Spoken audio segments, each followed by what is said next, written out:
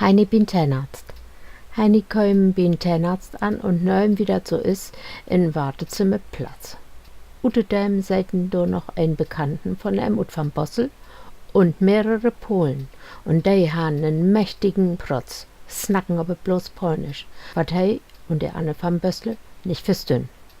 Dat behauch so nu überhaupt nicht. Und deshalb snack Heini den van Bossel an und fröch Du würd wie bein mal Platz snacken, dann könnt de us auch nicht verstehen.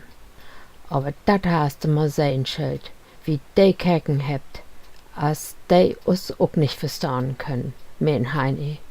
Da wär he wel zu frei.